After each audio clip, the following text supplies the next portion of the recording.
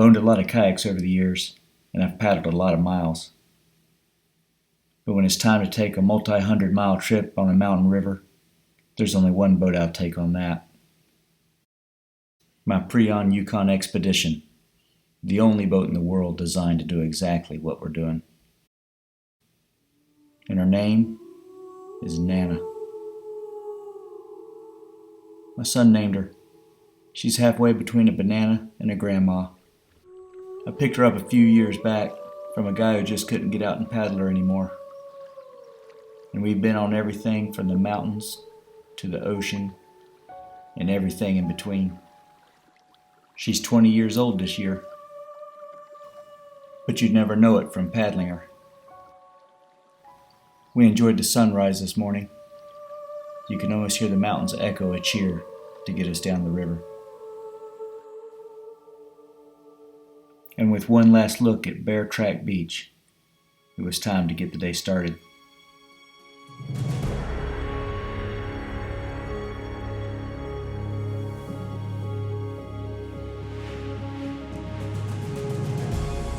It was the kind of morning that most people will only imagine and never experience.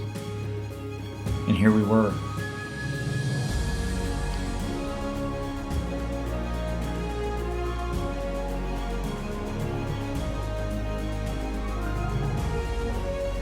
Nana was feeling frisky, so I thought I'd let her out to play.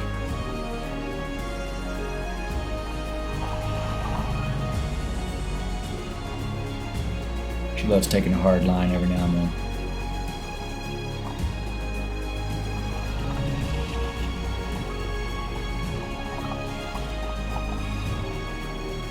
Greg, the Dragon Slayer. He named his boat Scooby.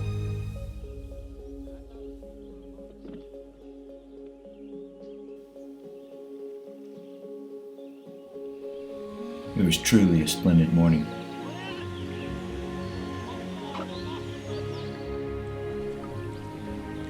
Everybody enjoyed just floating down the river, taking it all in.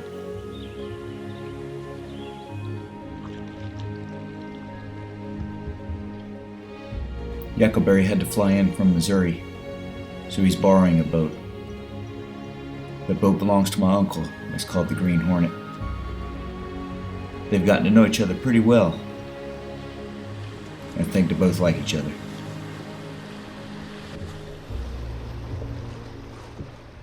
They look like they've been paddling together for years.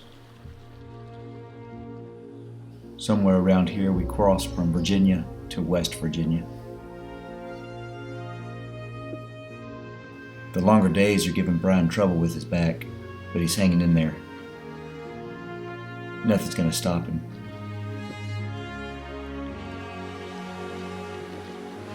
He's paddling his red boat Optimus. Squirrel's paddling the other yellow boat.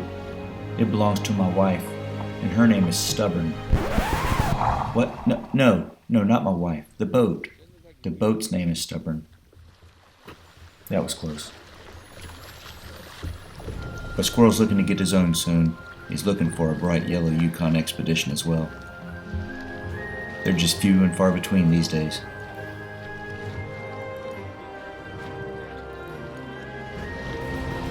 As each day goes by, the water gets faster, the rapids longer and bigger, and the scenery more beautiful.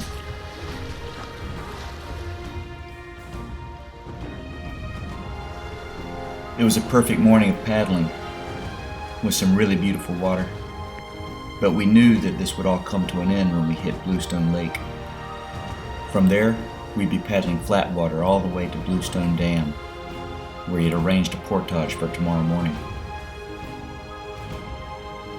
The plan was simple: paddle out into the lake and get within striking distance of the portage landing, so we'd have an easy meet-up in the morning.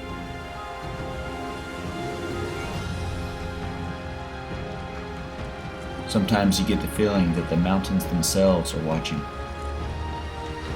It's easy to forget that the beast is always lurking.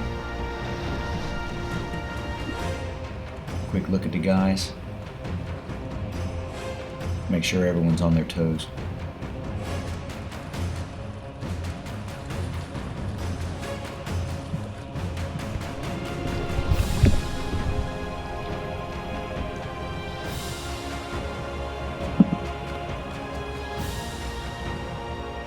Looking back, it was easy to see the beast was after Squirrel, but she knew she'd have to spring a sneak attack. And here it is. As I approached the rapid, I saw the side cut coming in on the right. This was a boat flipper for sure. I land in the right brace, easily avoidable. But if you don't know what you're looking for, she can take you down. Somehow, he fights back up.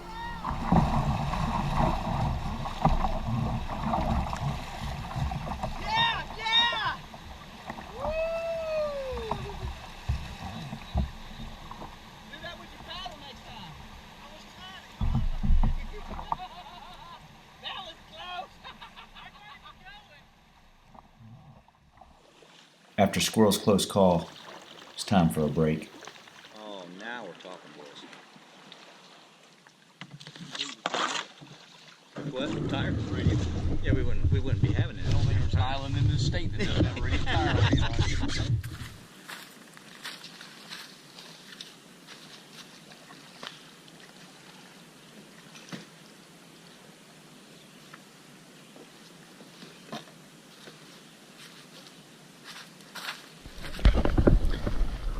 So here we are at a nice little spot for lunch break. I give you the panoramic. Almost really not a bad camping spot. We'd like to get a little bit further down the way so we can be ready for our Portage link up tomorrow. But we almost gave a sticker away today. Squirrel saved it. He was bit, but it didn't bite him hard. What do you say, Squirrel? I saved it. He saved it. Don't know how, but I saved it. Beautiful little spot we found. Yep. If you can see the sun coming through the trees and the leaves, it's just pretty good. It was one of those afternoons where you could sit up a hammock and sleep all day. It was a perfect afternoon. Kind of reminded me of every day of my summer as a child. Looking back, they were all like this. Blue skies, white clouds, perfect temperatures, good friends. And here we were paddling. You couldn't beat it.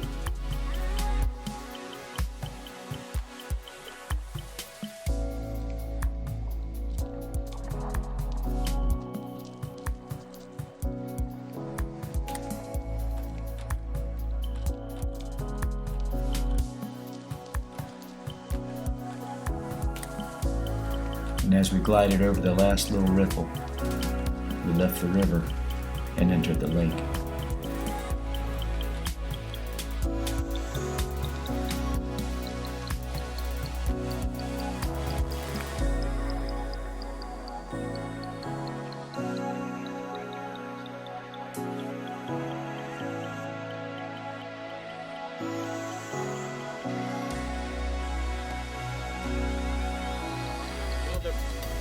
The river has turned into a lake.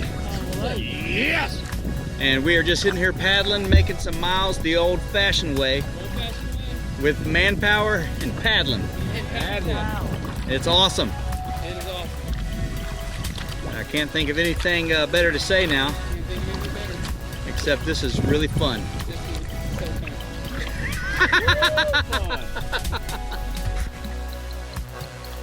Back in planning, I had found this small creek leading into the lake. I was hoping to get up in there, a couple hundred yards, and post up camp, get away from the boats. That way we could wake up in the morning, paddle to our Portage location, and go from there. But this is as far as we could get. It was really brushy, there was a road nearby. So we ended up just filtering some water out of the creek and pressing onward.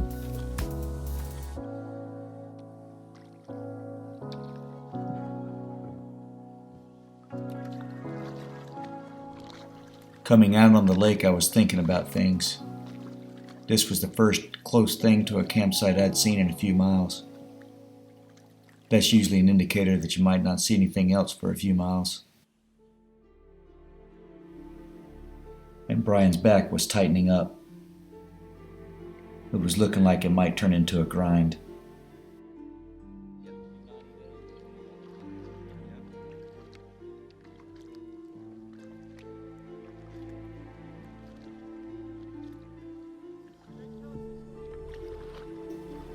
We saw this little cove and paddled in. We were hoping it was going to work. You could get 1 or 2 hammocks in here, but not 5. Almost every tree was covered in poison ivy. We just had to keep going.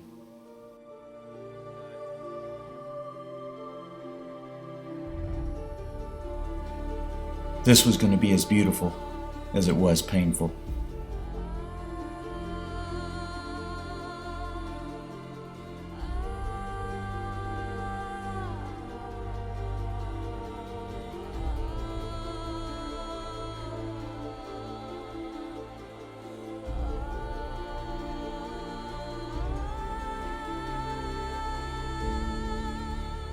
We even tried sailing for a little bit.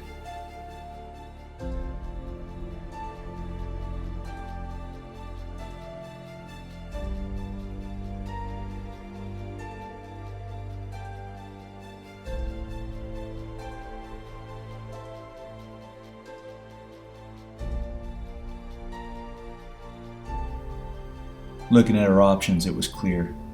We would just have to grind this out till we got to the Portage site. There was going to be no camping on this lake. I hope Brian could make it. He got quiet and started paddling hard. There was only one way out of this. Blades in the water. If he could make it through this, he'd have a shot at redemption in the morning. And finally, we see the bridge and the Portage site. The sun was getting lower. We were tired and hungry. With just another 1.5 miles to go.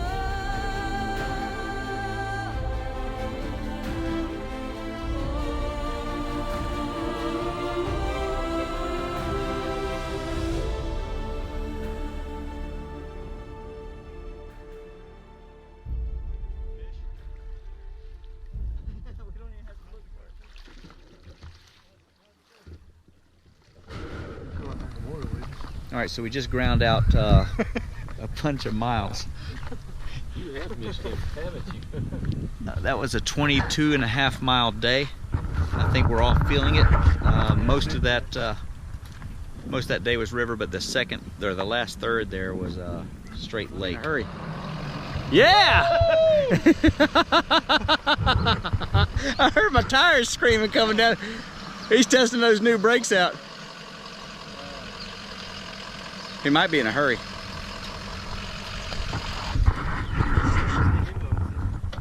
Sight for sore eyes. How you doing?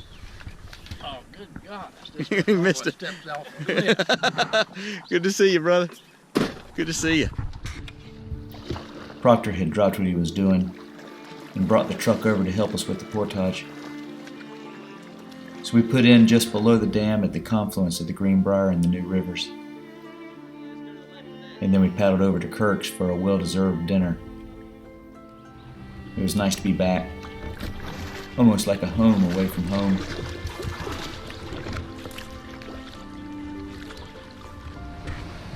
All right, guys, so we're here at Kirk's again. About to eat a nice dinner. Some hamburgers, River King style.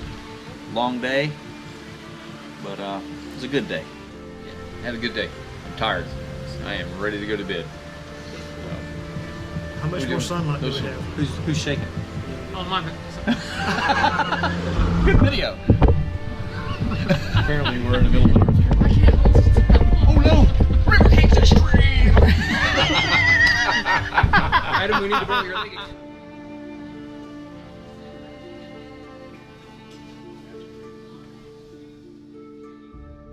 Just after dinner, we had gotten permission from one of the locals to camp on our island. So we weaved through the maze, got on the other side of the river, and then made our way down looking for this island. And as I rounded that last bend and looked up at the sunset, It hit me. This was going to be one of those stories I'd tell my kids and then later my grandkids. The day Nana and I paddled from sunrise to sunset.